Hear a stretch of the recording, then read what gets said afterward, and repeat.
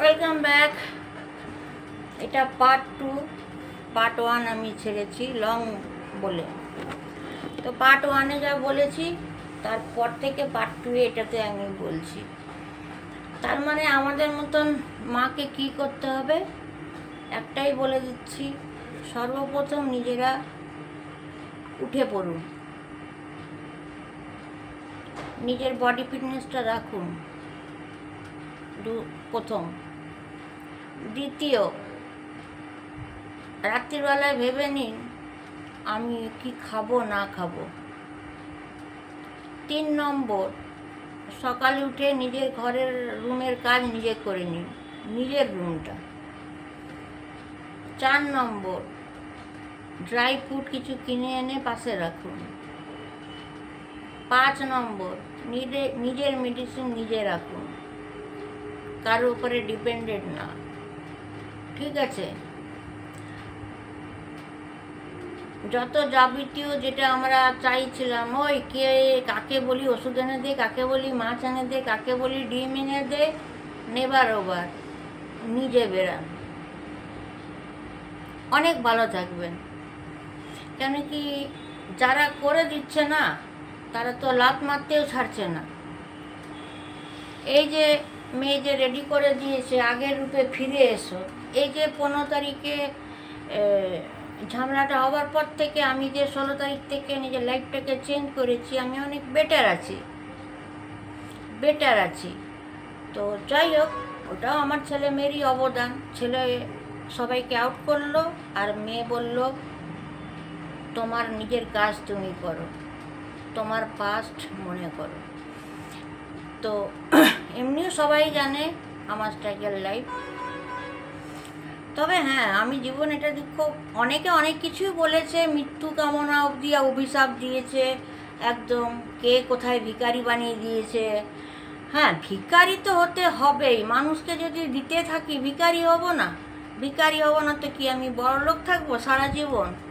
এইখানেই তো আমার মিস্টেক, যেটা মেয়ে আমার ওপরে রেগে যায়, উতলে দিয়ে দিচ্ছ, লাস্টে কি খাচ্ছ? যেহেতু আমাদের লেভেলের না, স্ল্যাং ল্যাঙ্গুয়েজ বলে গালাগালি দিয়ে মেরে পিটে তোমাকে চলে যাচ্ছে, আর তুমি করেই যাও। কালকেও আমার মেয়ের সঙ্গে টক্কর লেগেছে। ভালোবাসাটা সবই কিছু আছে, একসঙ্গে বসছি, খাচ্ছি, মজাক করছি। মেয়ে ফল খাবো, ফল আনতে গেলাম, হ্যাঁ, ছেলের ওষুধ আনতে গেলাম, ছেলের জন্য ঝুরি ভাজা বাদাম আনলাম, তার পছন্দ হয়নি, আমার খাটে ছুঁড়ে ফেলে দিয়ে গেছে।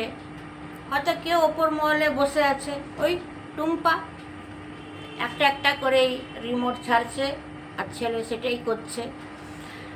ছেলে ভুলেই গেছে যেটা আমার জন্মদাতা মা। আর ওই যে বললাম লেভেলটাকে বজায় রাখবে, লেভেল বজায় রাখলে ঝগড়াটা লেভেলের মধ্যে হবে। আর লোয়ার গ্রেডের মানুষকে যদি তুমি এন্ট্রি দাও, সব কিছু যতই তুমি দিয়ে দাও, যখন ঝগড়া করবে না তখন ওদের লেভেলের গালাগালিগুলো আমাদের খেতে হবে।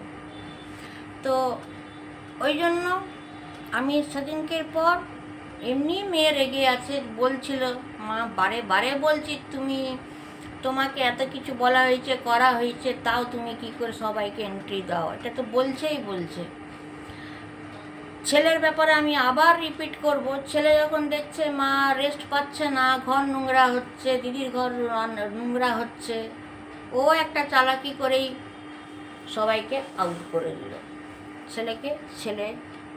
ছেলে মেয়ে আমার খুব পুণ্যর কাজ করে দিয়েছে। ছেলে দেখলো যে এইভাবে আউট করা যাবে না, কেন কি কেউ যদি আসে, আমরা তো একটা ডক্টর ফ্যামিলি থেকে বিলং করি, আমরা তো আর ঝাঁটা জুতো লাত মেরে ঘর থেকে তো বের করতে পারবো না, বলো পারবো কি?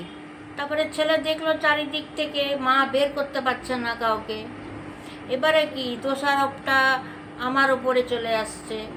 সাপোজ ভাবো কি একটা কোনো বাচ্চাকে যদি আমি রাখলাম, বা একটা আমি বুড়ি মহিলাকেও রাখলাম, বা আমি একটা বড় ধরম ছেলেকেও রাখলাম, হ্যাঁ, তাদেরকে হয়তো ছেলে যেতে বলছে, যা বেরাও, হ্যাঁ, সেটা মাসি হোক, পিসি হোক, বাচ্চা হোক, কাকা হোক, দেখছে যাচ্ছে না।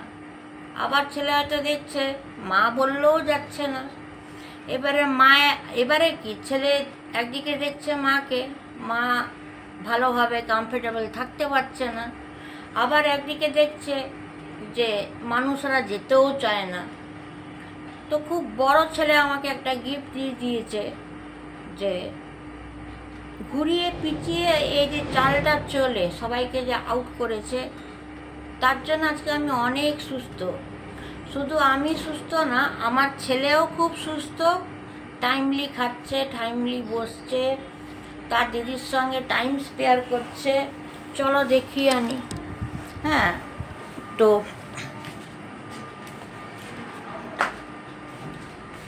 আমি কি, ছেলে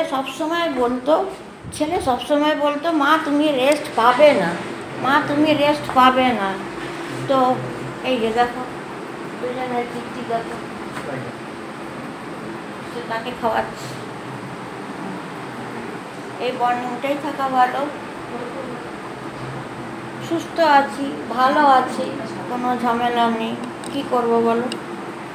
আর একটাই বলবো, ছেলে মেয়ের সামনে মেয়ে বলে দিয়েছে আগে রূপ ধারণ করো, মানে নিজে সব কিছু করো। আর ছেলেও নতুন জীবন দিয়েছে, ইচ্ছে করেই বদমাশি করেই বলল তুমি আটকে রেখে দিচ্ছ মানুষকে, নাহলে আউটটা করবে কী করে বাইরের মানুষকে। খুব বড় একটা গিফট দিয়েছে আমাকে, খুব ভালো আছি, শান্তিতে আছি। এবার জানি না, কেউ হয়তো মাথা খেয়েছে, হয়তো আমার কেয়ারিং পছন্দ হয়নি, কিন্তু যখনই যা হয় আমি তো করি। তবে উচিত হয়নি কালকে ঝুড়ি বাজারটা আমার মুখের উপরে সামনে ফেলে আসাটা। একটু তো বন্ধ রাখা যায় যখন করছি, এটাও একটা মানুষের ট্যালেন্ট।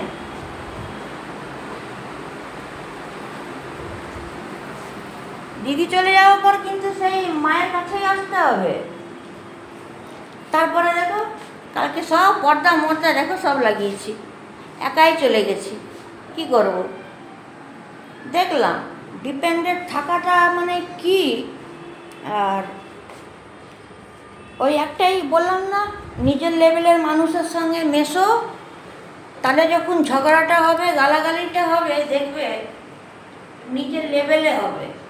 আর লোয়ার গ্রেডের মানুষের সঙ্গে যদি তুমি এন্ট্রি দাও, তাদের সঙ্গে যদি ঝামেলা হবে না, তাদের ল্যাঙ্গুয়েজগুলো আলাদা, বারবার মনে করাচ্ছি। So be careful.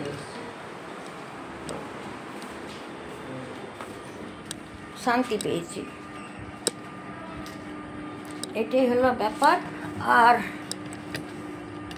চলো, তো আসছি আমি নেক্সট পার্ট 3 নিয়ে।